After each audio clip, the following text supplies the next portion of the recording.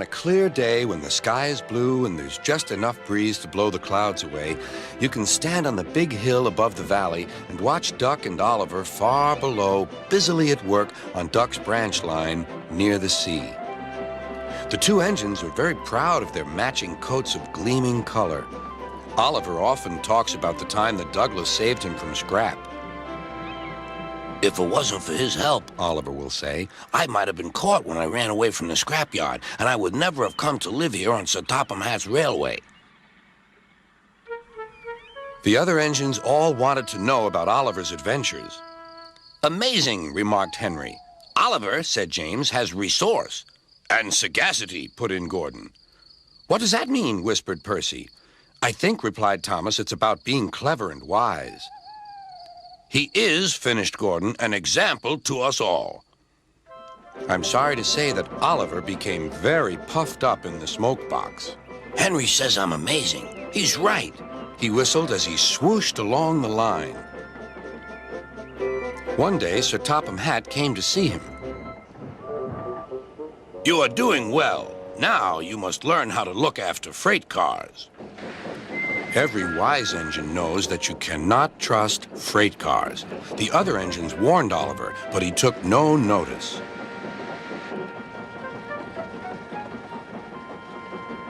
You think I can't manage, he said huffily. Gordon knows better. He says I'm sagacious.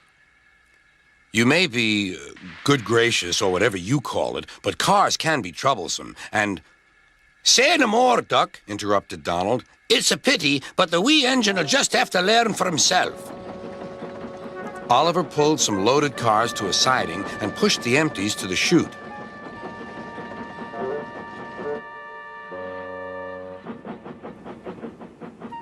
Then he came back to take the loaded cars away. But they were comfortable and didn't want to move. What right has he to poke his funnel in here? We want Duck. Or Donald. Or Douglas. Look sharp, puffed Oliver. That's not the way to speak, hissed the cars. We'll get even. Oliver heard nothing. The cars moved smoothly at first, then suddenly Oliver felt them push forward. His driver applied the brakes, but they were useless against the surging cars. On, yelled the cars. Oliver fought hard, but still they forced him on and on.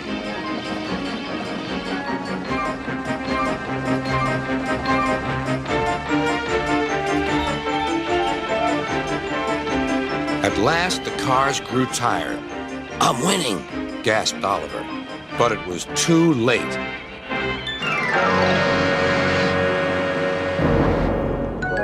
Oliver lay bruised and bemused, bunker down in the turntable well. Duck surveyed the damage. Hello, Oliver. Are you being a good gracious engine? Beg pardon, but we really don't like this sort of surprise. Donald and Douglas will miss their turntable until it is mended. That evening, Oliver was hauled gently to safety. I'm sorry, sir, he said to Sir Topham Hatt. I should have listened to Duck's advice. I don't feel good gracious or whatever it is. I just feel silly. Well, Oliver, replied Sir Topham Hatt, now you know the damage cars can do. Yes, I do, sir. I look like a load of scrap iron.